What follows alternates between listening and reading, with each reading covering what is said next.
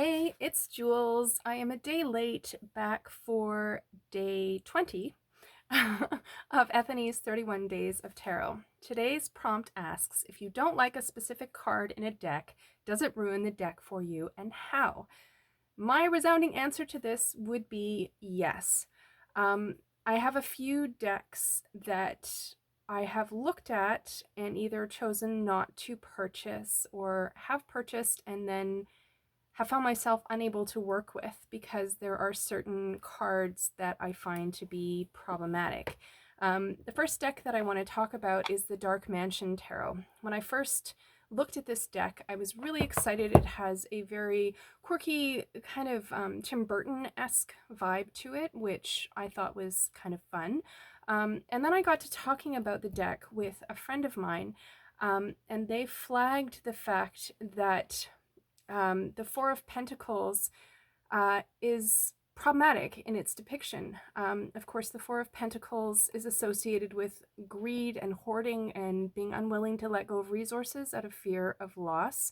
And this friend had pointed out that in discussion groups, this particular card was flagged as anti-Semitic, as the character has a prominent nose and is hoarding wealth, and there seems to be this kind of greedy perspective to it. And I've since looked up a few different perspectives on this, and I have to say, now that I see it, I can't unsee it, and it's left me unwilling or unable to work with this particular deck. And I think it's really important also to acknowledge that as a white woman who is not Jewish, it's not really for me to decide or to say. I need to listen to people who are from that cultural background and hear what they have to say and act accordingly. So if this card is flagged as problematic by someone, then it's my job to listen and to respect that. And as such, I haven't been able to bring myself to work with this deck. The second deck that I want to talk about is the 5-cent tarot. Now, this deck has a really beautiful, quirky aesthetic. It reminds me of a carnival in the Victorian era, and it's full of animals and has some really interesting keywords, etc.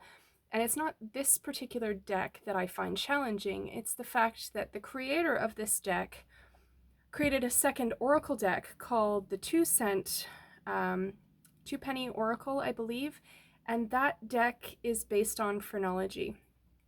Phrenology is hugely problematic. It has to do with skull measurements and was used as a form of racial discrimination towards Black people. There's a long history of this, and it's highly problematic. And the creator did state in their Kickstarter that they acknowledge that there was racist implications, but it's okay because they're just depicting the cards with animals. To my mind, if something has racist connotations or usage, I don't think it's right to make use of it, whether you're using animals in the depiction or you add a disclaimer. To me, that's a hands-off kind of situation. And as such, I found myself unable to work with the 5-cent tarot. I have questioned this a lot for myself. If there is a creator that creates something that's problematic in one piece of art and it's not problematic in another piece of art, then is it possible to use the one thing that's not problematic and try and forget about the other thing? For me, that's not possible. If there's something that's problematic, then I don't feel comfortable or confident supporting the creator. Obviously I did because I purchased the tarot deck, but now I'm left at a bit of a loss because with both of these decks, I don't feel comfortable using them, but I don't really feel comfortable passing them along either because that's just passing the problem on to someone else. So it's a bit of a quandary, and I would love to get your feedback on that. The next deck that I am really struggling with, it's actually one that I had picked to use over Aquarius season, and I tried to pull some cards earlier and I found myself really struggling to work with the deck. And it's one that I bought early in my practice and I fell completely head over heels with because the aesthetic is gorgeous, is the Inner Hue Lumina Tarot. Now, the aesthetic of this deck is stunning. The artist is so talented. Like, this death card is incredible, and I love it. And the overall aesthetic of this deck is really amazing. But where I run into trouble is almost all of the people depicted in this deck are white, young, beautiful, and able-bodied. To me, that's not representative of the wide group of people from a variety of different backgrounds that are coming to practice tarot, and I believe that everyone should be able to see themselves represented in a tarot deck, and this deck feels particularly exclusive to me. The Queen of Pentacles in particular feels very disconnected to me, because you have this extremely skinny woman sitting on a throne, and for me the Queen of Pentacles is all about abundance and prosperity and giving. I mean, the queens are known as being very nurturing, and I'm not saying that someone who is thin can't be nurturing. Of course you can, and there are lots of people that are thin, and there isn't a problem with that at all. But when all of the female people are depicted in a deck are exclusively skinny and young and beautiful, with the exception of maybe a couple of cards, to me, if someone who had disordered eating, let's say, came across my feed and saw this particular card, that could potentially be very triggering.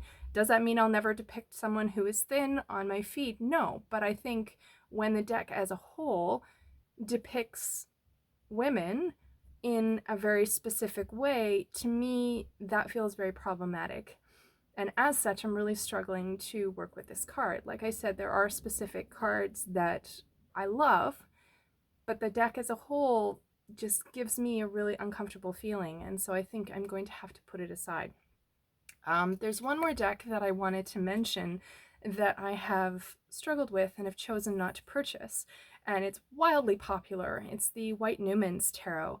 And the card that I find particularly problematic in that specific deck, again, the artwork is lovely, the aesthetic is stunning.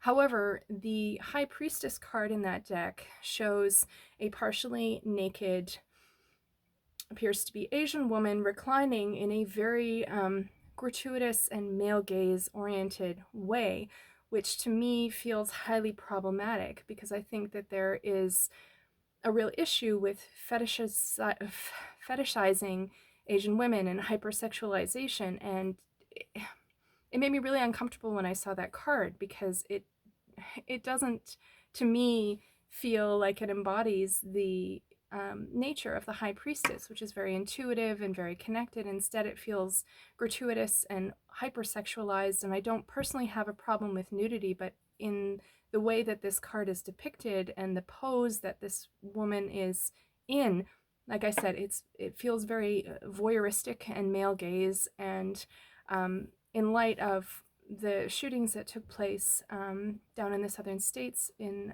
Asian-owned massage parlors last year, it just doesn't feel right.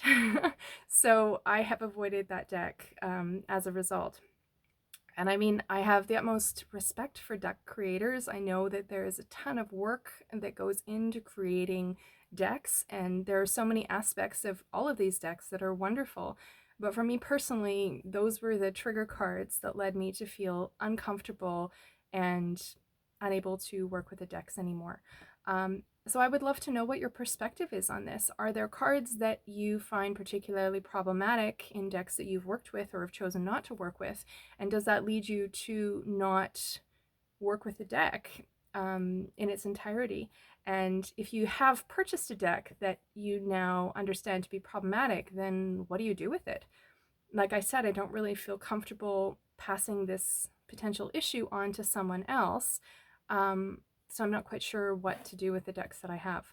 Yeah, I'd be so curious to see what you think. Thanks.